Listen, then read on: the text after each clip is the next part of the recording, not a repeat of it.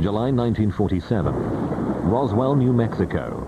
Wreckage found in the desert outside this small town some think may have been a UFO. The question is, are UFOs real? The answer is yes. For years, controversy has grown about what really happened here that summer night. A decorated ex-US Army intelligence officer made a remarkable claim. He said that not only are UFOs real, but that the US military had developed advanced technology from them.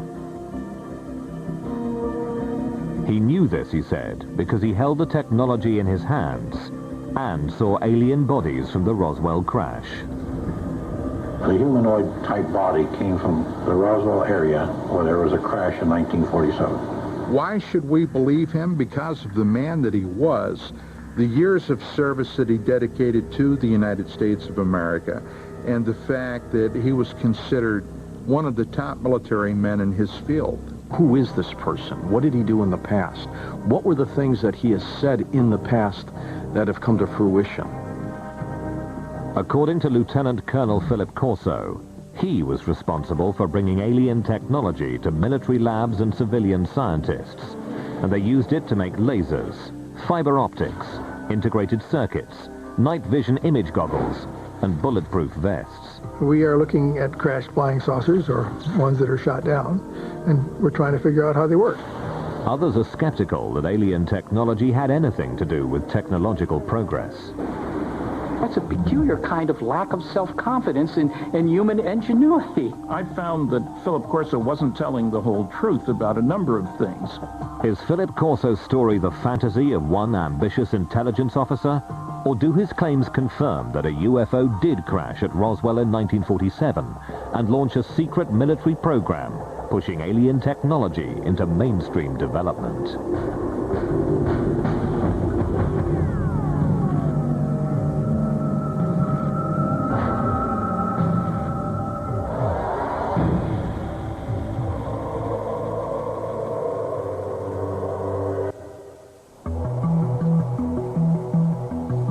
Summer 1947, Major Philip J. Corso was on patrol at the Army base at Fort Riley, Kansas, when he encountered something that challenged everything he knew.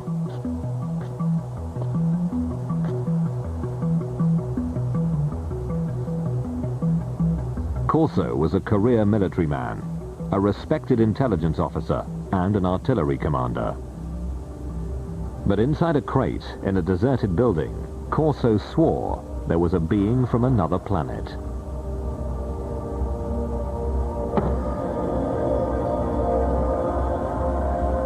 Corso would publish an account of this and other revelations in a book called The Day After Roswell, a New York Times bestseller in 1997. In one of his book signings, 5 colonels came to him and verified that my father was right on with everything that was written in the book. Corso died in 1998, but the material he presented in his book is still controversial. This is the full story of his military career and his startling UFO allegations.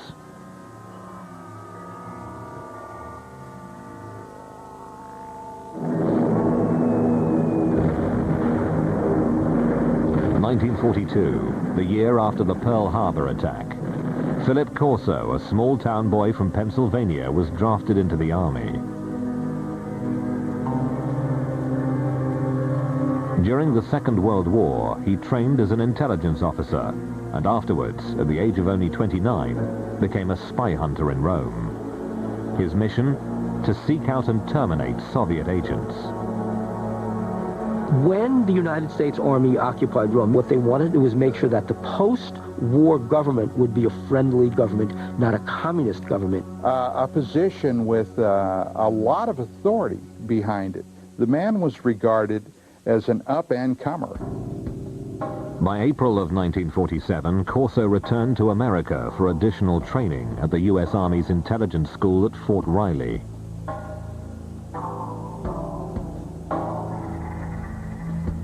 Three months later, in July 1947, came the fateful night when he claimed to have the encounter that shook him to his core.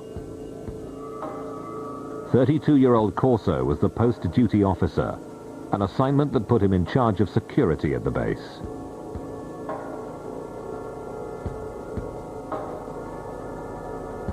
That evening, Fort Riley was buzzing with rumors.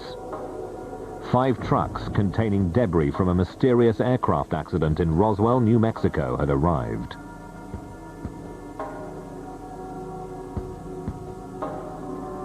Corso, with his training as an intelligence officer, was intrigued by the shipment. At about 11 p.m., Corso says he entered the building where the Roswell shipment was stored. A guard on duty told Corso that he had already looked into one of the crates and couldn't make sense of what he'd seen. Corso then said he had a look for himself. And he sees these, they look like coffins. They're little, they're like kid coffins. He can't figure out what that is. So he goes and he picks up the tarp.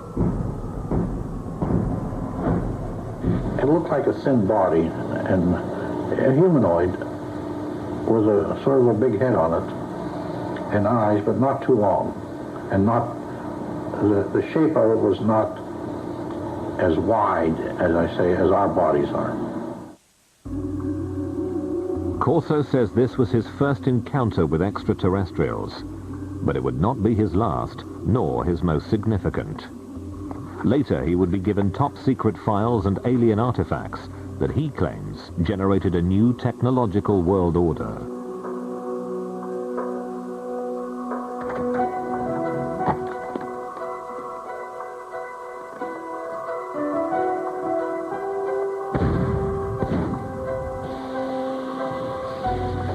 But the outbreak of the Korean War in 1950 put a hold on Philip Corso's extraterrestrial thoughts. Corso joined General Douglas MacArthur's staff as an artillery targeting specialist for UN forces. After the 1953 armistice, he remained in Asia, serving as an intelligence officer repatriating American and Allied prisoners of war. I came to know Phil Corso because he had been a special projects officer in the Far East Command for prisoners of war under MacArthur, and then later held the same role and capacity for the National Security Council as a staffer in the Eisenhower White House. According to his military records, in July of 1953, Corso was promoted to the rank of lieutenant colonel. He said he was a trusted advisor to President Dwight D. Eisenhower, informing him of what Corso claimed was rampant KGB infiltration of the CIA. And Corso was screaming about this in the National Security Council to Eisenhower. Corso stated that Eisenhower rewarded him with his own combat command. In 1957, military records confirm Corso was placed in charge of an artillery battalion at Red Canyon Missile Range.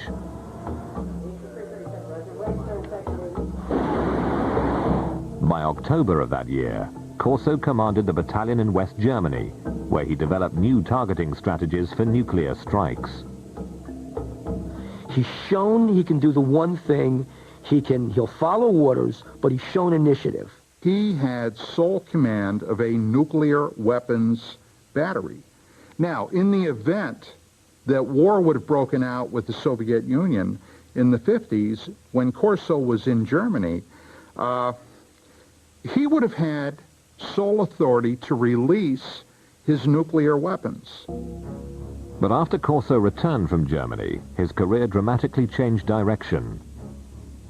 The gifted intelligence officer, fearless spy hunter, and artillery commander who controlled the world's most powerful weapon became a reservist in the National Guard. In October of 1960, Corso was virtually in retirement, a part-time unit advisor to a National Guard based in Maryland.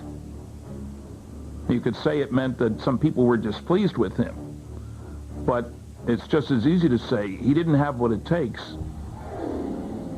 But Corso's supporters believed he was being groomed for his most important and most secret assignment. Now there is a big green hand running his career. That big green hand is the hand of Arthur Trudeau. Philip Corso had a powerful mentor in Lieutenant General Arthur Trudeau. A West Point graduate, class of 1924, Trudeau quickly acquired a reputation as a forward-thinking officer, comfortable with high technology. In the Cold War era, he pioneered technological training for intelligence officers, and by 1958 was named Director of Army Research and Development. When Trudeau gets a chance to appoint a deputy, he brings Corso over, and thus begins Corso's stint in Army R&D. General called me and said, Don, establish Foreign Technology Division, and you're the chief of it. And you got an office down next floor under me. At this point in his career, Corso's history is easily verified by examining military records. Look, he did work in the Pentagon. His office was there. I have the roster. And he worked for General Trudeau, and he certainly knew him well. There's no question about that. But after his Pentagon appointment, the trail of his career is harder to follow, and his assertions were more difficult to confirm. Corso wrote that his Pentagon job entailed analyzing captured foreign military hardware, such as helicopter armament developed by the French, or the British efforts to build a vertical takeoff and landing fighter.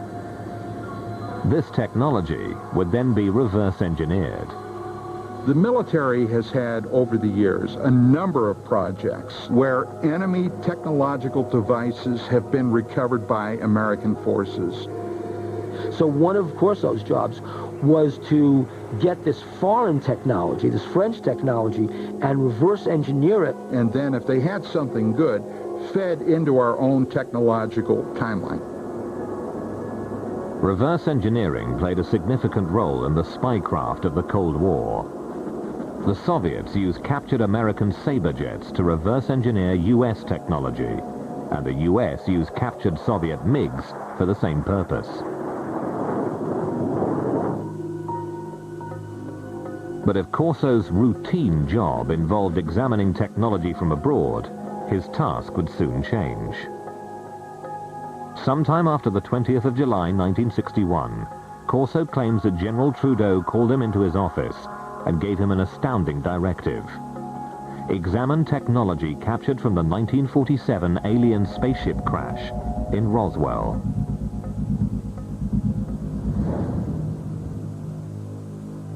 Trudeau had a filing cabinet delivered to Corso's Pentagon office. Inside, Corso says, was proof positive of aliens visiting Earth and alien technology that Corso insisted he used to change the world.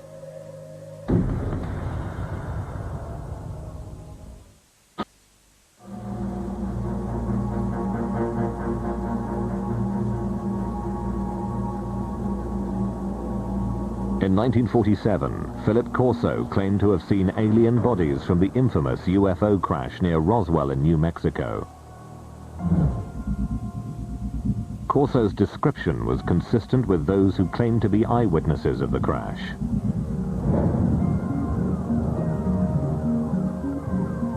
The aliens, according to these witnesses, were 4 small human-like beings with 4-fingered hands, thin legs and feet, an oversized head, and large almond-shaped eyes.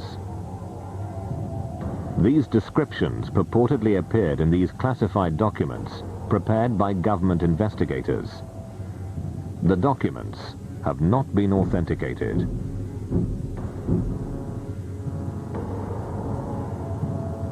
Corso insisted that he told no one about what he saw at Fort Riley.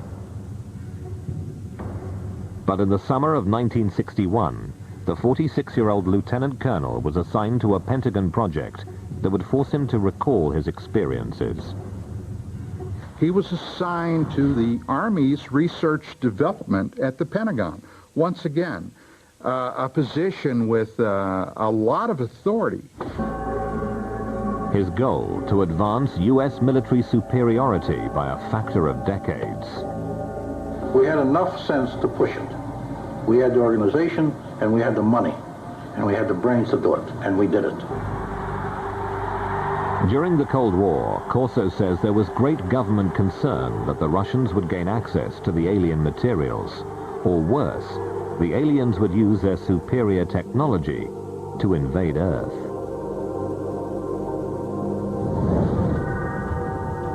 According to Corso, an ordinary filing cabinet contained the extraordinary artifacts of the Roswell crash.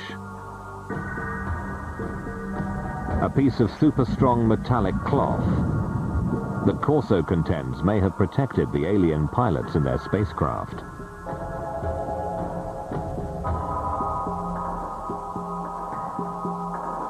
A tube that appeared to shoot a searing red light.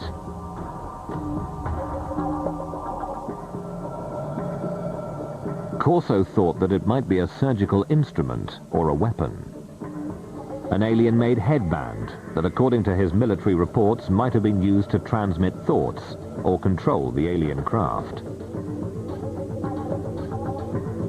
An imprinted set of miniaturized circuits, potentially a prefabricated microcircuit.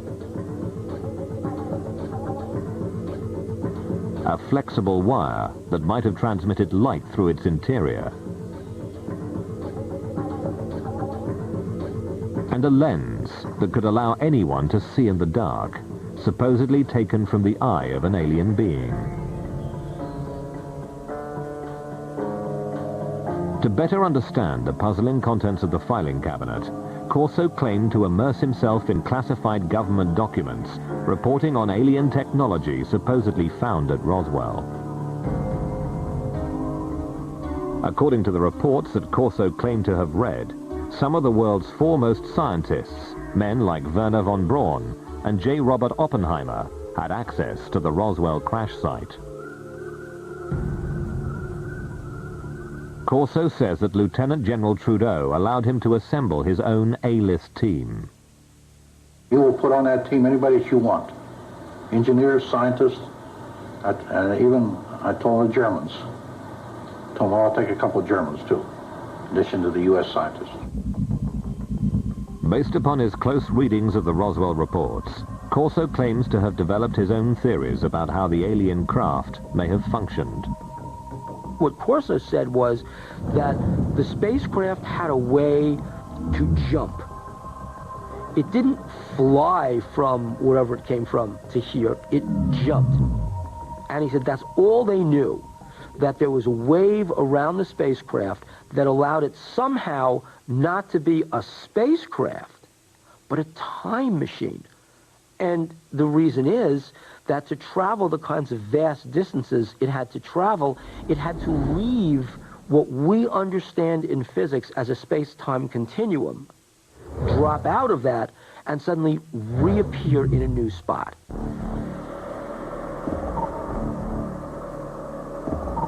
In Corso's personal notes are sketches detailing his ideas.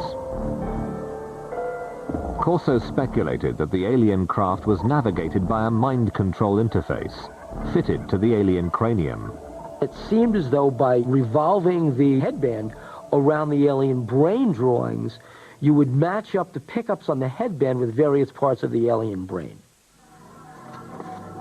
His background research completed, Corso maintained he was ready to move on to the next phase, distribution. He passed on the alien technology he says came from Roswell to appropriate defense contractors for development.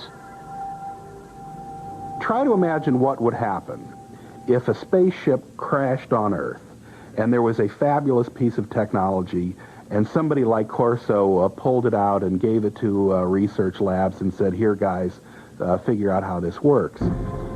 The result, Corso maintained, led to a complete reconfiguring of the world's most advanced technologies.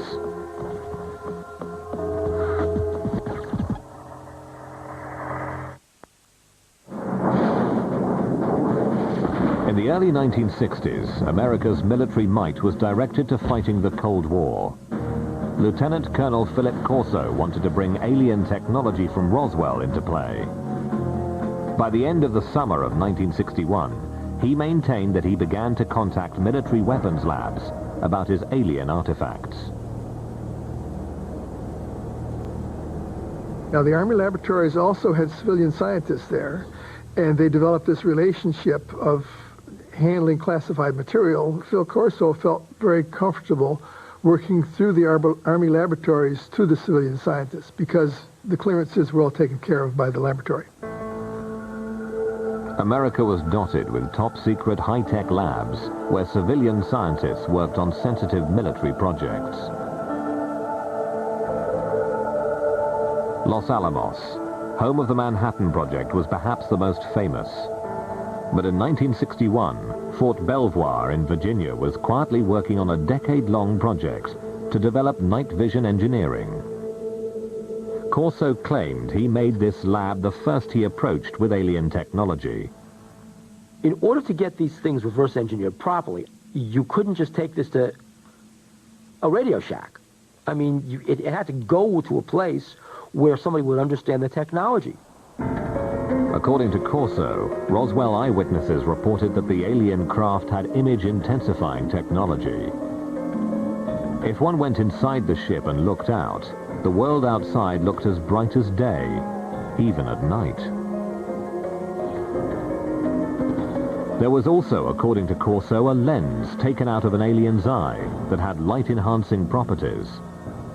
No one knew how the two were related, says Corso, but he knew their potential value. Corso maintained that by the late summer of 1961, he'd helped researchers at Fort Belvoir by showing them the alien light-enhancing lens and possibly other light-enhancing technology from the Roswell craft.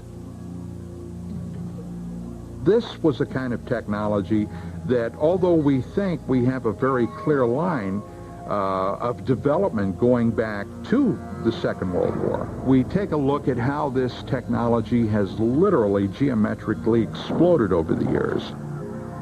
Now, can this be attributed to this technology that was picked up at Roswell, according to Corso? Well, according to him, it can be. Corso said he wasn't able to further develop the alien mind control interface. His theory was that it could only function with an alien brain. But this momentary setback, he claimed, didn't forestall development of another Roswell artifact, an imprinted circuit of mysterious design. We also had a little charred ship. Small thing, maybe 3/8 of an inch square, two threads coming out, and a little one in the center with thin wires. These came from Roswell. We didn't know exactly the function of these integrated circuits, but we suspected that these were circuits, electrical circuits. Corso says that he took the object to Bell Labs, which had developed the transistor 14 years earlier. He said scientists there were able to analyze and later recreate the alien microchip. What would happen if something like that were to occur? Well, what would happen is, in a very short time, the world would be transformed radically. There's no doubt that after the development of the integrated circuit in the early 1960s, the world was transformed. Electronic devices from the cell phone to the laptop computer became a reality. The Roswell microchip was supposedly damaged in the crash, but Corso claimed that in his possession was another alien object, this one apparently fully functioning. He knows from reports that when people were shining this thing around, it caused burning on the surfaces that it was aimed at. Corso said he read classified military reports speculating that the artifact from Roswell, apparently capable of burning holes in walls, was some kind of cutting tool, perhaps used for surgery. At Hughes Aircraft, from the late 1950s into the early 1960s, researchers had been working on what would become the first laser tracking and targeting devices for military aircraft. But engineers had run into a snag in their efforts to create a practical device, until Corso said he showed them the alien cutting tool. It did accelerate after 1960-61 because people figured out new ways to make lasers. And as the science advanced, the engineering advanced. Corso's filing cabinet reportedly contained another treasure from the Roswell trove. It was glass tubes. And they emitted different color lights. And those were sent to Bell Laboratories. From that was one of the greatest advancements I think we have today, came out in fiber optics. Many UFO researchers theorize that the spacecraft had no wiring because it was fitted instead with fiber optic cable. Transmitting information with light happens to be an old technology. It dates back to one of the pioneers of the telephone, Alexander Graham Bell, who experimented with a device he called the photophone in 1880. Most people have never heard of it, but back in his day, serious scientists thought that the photophone was a more impressive invention than the telephone. The photophone was a way that you could transmit a voice signal over a beam of light. Corso's research told him that data transmission via light had failed because scientists could not direct a beam of light around corners. But Corso contended that the Roswell artifacts held the answer. They were looking at this glass fibers and say, wow, the light actually turns a corner. How can light go in curves? And then they concluded the reason for that was because it had a cladding wrap on it. The cladding was the key discovery you had to make in order to make fiber optics work. Although it would not be until the 1970s that fiber optics were in general use, UFO researchers believed that the cladding wrap on the alien artifact, an outer covering on the fiber that guided the light, made it possible for earthly fiber optics to advance. Corso also said he examined some curious super-strong fibers that his military reports claim came from the aliens' flight suits. The first thing of the fabric that amazed me was a thread that I couldn't cut with a razor blade. Just a thread. In his book, Corso offered a theory about the fibers composing the alien flight suits. The alien bodies, probably the more vulnerable aspects, were protected from what had to be incredible energies by the super tenacity of the fabric, which somehow formed a shield. And Corso said they didn't put these on, they were woven around them. In other words, they spun them like a cocoon.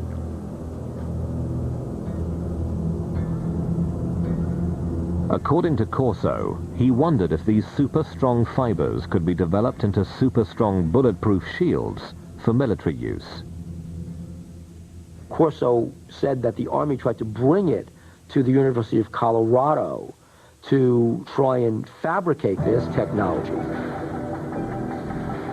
The mid-1960s saw great advances in super-strong fabrics that used polymer technology, the type of molecules that Corso claimed were present in his alien fabric.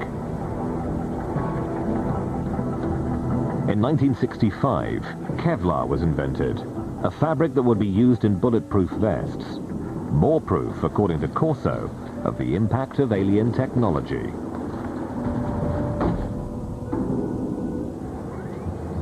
It's nice to think in terms of one heroic person leading us into the new world of far-out technology learned from saucers. That sounds great. But having worked on a whole host of big research and development programs, that isn't the way it works. Look, on the aircraft nuclear propulsion program, we employed 3,500 people. 1,100 of them were engineers and scientists. We were spending $100 million a year. That's the kind of effort it takes to develop new technology. And that was in 1958 dollars at that. Corso claims that the laser jumped from theory to practice after scientists examined the device found in the Roswell crash debris. But to science historians, that's science fiction. Well, the laser is a good example of an invention that doesn't really have a single eureka moment. where somebody gets a brilliant inspiration and then they go down into their basement workshop and 15 minutes later they've hammered together a laser. The laser really began back in 1951 when a physicist from Columbia University was taking a walk in Washington. That physicist was Charles Towns. And I woke up early in the morning worrying about why hadn't we been able to get anywhere. It was before breakfast, so I went out and walked out in the park, sat down in the park. Suddenly I said, hey, wait a minute. We can get a whole collection of molecules all in excited states with excess energy. And I wrote down the numbers to see now, could I make it oscillate? And it took him 2 years and $50,000 in government grants before he could come up with the very first barely operable microwave laser. The first laser device used microwaves rather than light. The light-emitting version wasn't functional until 1960, 9 years after Professor Towns jotted down his notes. As for aliens jump-starting the process... No, aliens had nothing to do with the technology of the laser, nor do I... Unfortunately, I don't think aliens have given us any new information yet. While the laser's development was slow and steady, the integrated circuit advanced rapidly. But the greatest progress was made by scientists well after Corso retired.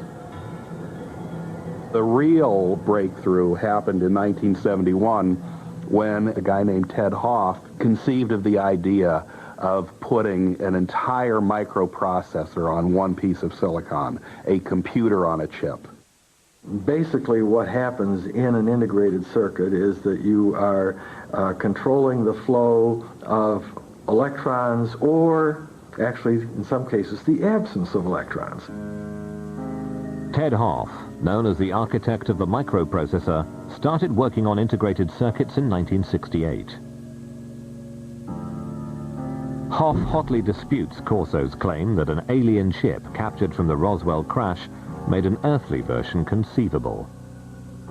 If you have a crash scenario, there's presumably damage done, and that damage may make the device even harder to analyze. And even if you had the device, you'd really want a context. If you had seen this device in those days and had no context to put it in other words, what's it used for, you'd even have less chance of understanding it.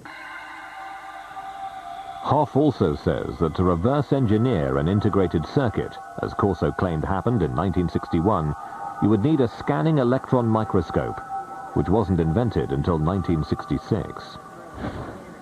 Even looking at devices today, the resolution of the devices are such that ordinary optical microscopes really don't reveal them. So you'd need something more sophisticated. I don't think at that time anybody would have been able to figure out what it was. Philip Corso also claimed that his alien fiber optics cable inspired scientists. But science historians do not support his assertion, because fiber optics required a convergence of technologies occurring over decades of development. The idea really became interesting in 1965 when lasers were available and people suddenly realized there was a commercial use for fiber optics. So shortly after that, the project was tackled by a trio of inventors at Corning, and they came up with a successful fiber optic in 1970. The highly directional light of a laser improved signal strength. The team of researchers at Corning Glass created a form of fused silica. This super pure glass material was capable of carrying 65,000 times more information than copper wire. This made fiber optics commercially practical 10 years after Corso claimed to have accelerated the technology. That's the real achievement that Don Keck and Peter Schultz and Bob Maurer came up with when they were at Corning. It was coming up with this completely unexpected way to make glass. Corso also stated that he inspired a quantum leap in image enhancement technology. But science historians say the technology of turning night into day was also decades in the making. Progress increased so incrementally. It goes all the way back to the 1940s when image intensifying radar scopes were issued to Allied troops in the Pacific Theater. The first night vision gear employed thermal imaging. Developed by the Germans during the Second World War, it brought heat energy into the visible spectrum using an infrared light and a receiver. Then, by the early 1960s, William Spicer, a Defense Department researcher, had created image intensification technology. Fort Belvoir scientists built upon his work. Image intensification requires no additional light, functioning like a radio receiver for light waves, amplifying existing light. Today's image intensifiers are small enough to be worn as goggles and are capable of amplifying light by a factor of 35,000. Scientists suggest that if Corso really had an alien image enhancer, showing it to researchers in the 1960s did little to advance the technology's measured progress. The engineering that was required just progressed at a very slow rate. Making night vision work was largely the result of really brilliant engineering. Finally, according to technological experts, Corso's super tenacity fibers came not from alien spacesuits, but from years of research by a scientist named Stephanie Kwolek, who worked at the DuPont company. She learned how to organize super strong chains of atoms in 1965, and by 1971, Kevlar was on the market. The theory that something like Kevlar came off a flying saucer strikes me as being insulting to someone like Stephanie Kwolek, who poured enormous amounts of effort, years of her life, tremendous dedication and brain power went into cracking the secrets of nature. Furthermore, some skeptics insist Lieutenant Colonel Corso simply didn't have the technical background to run a reverse engineering program. I read something he'd written years ago and found that it was not high-tech. I worked for General Electric, Westinghouse, General Motors, TRW Systems, McDonnell Douglas, with lots of technical people. I'm a physicist myself. And I saw nothing in what Corso had written that gave any indication of his having the knowledge, the skills, the talent, the background to handle stuff like this and get it into industry. Corso had an answer to this objection, claiming that his team of A-list scientists helped him interpret the Roswell cache. I didn't have the training or the background for something. They got highly technical. But fortunately, the German scientists were there. I knew von Braun, and I knew Hermann Obert. Obert was a man that said, we've been helped. But we had to keep it quiet to protect our budget, protect our organization. For doubters, there is also the issue of Corso's rank. A mere lieutenant colonel, some argue, wouldn't be running things, as Corso claimed he was. I think an indication of his value to the military would have been given by the fact that he was not a full colonel, despite all his years in service. But others stand by Corso's assertions, particularly those who say they're familiar with the way the U.S. military functions. Back in those days, you know, a lieutenant colonel had a lot more authority and position than a lieutenant colonel today has. And even today, you've got lieutenant colonels doing quite a bit of the important tactical and even strategic planning and operation. Having contacted the military contractors Corso claims to have worked with, all say there was no alien involvement in the technologies Corso said he jump-started. No memos, directives, or paperwork of any kind exist to directly support Corso's assertions about reverse engineering alien technology. But Corso's supporters say there's no paper trail for a very good reason. Among those who believe there was an alien crash near Roswell, there is consensus on one concept. The U.S. government systematically suppressed the truth. The government of the United States and other governments around the world have gone out of their way to keep that wrapped up inside a riddle that's smothered by an enigma. Philip Corso says he also had to keep his reverse engineering program under wraps. We couldn't discuss it. We made a decision. It cannot be discussed outside of us. We're doing good. We have the authority, we have the money for our R&D projects. Well, that's fine. Let's keep it that way. Let's not get mixed up in the murky area of whether they exist or not.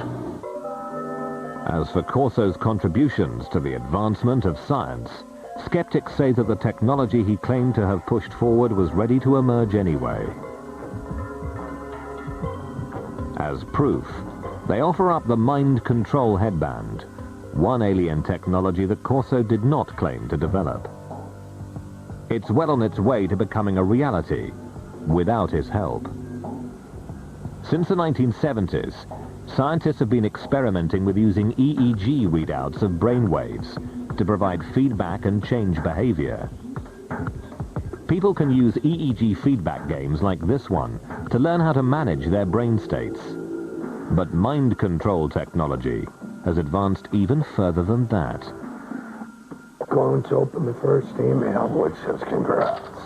It says you are doing a great job. It says I will talk soon. In 2004, researchers received FDA approval to test tiny brain implants designed to allow disabled people to control computers using their thoughts.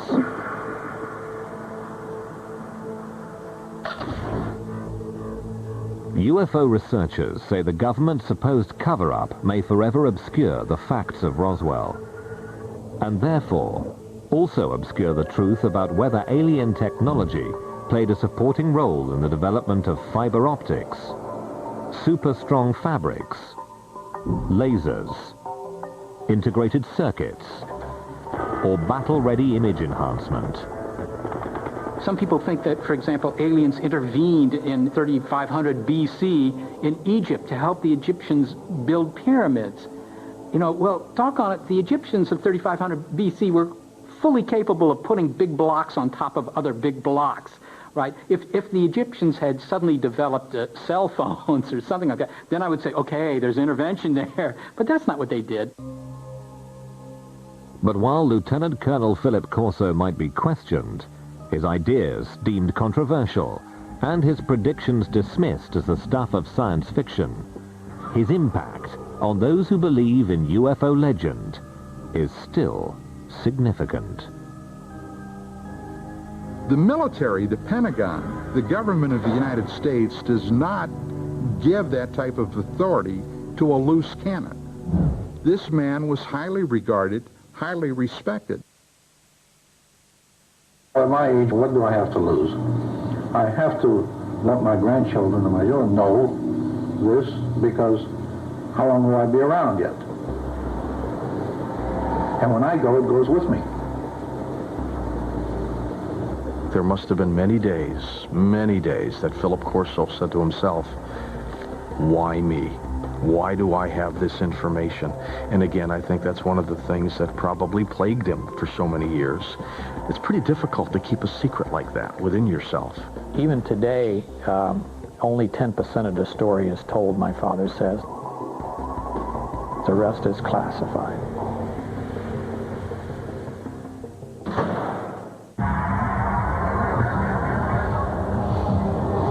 In less than a minute, could extraterrestrials have landed in the UK? We open up the British UFO files to reveal the secret history of alien aircraft investigation. And just before that, a brief taster of the plot to kill a president.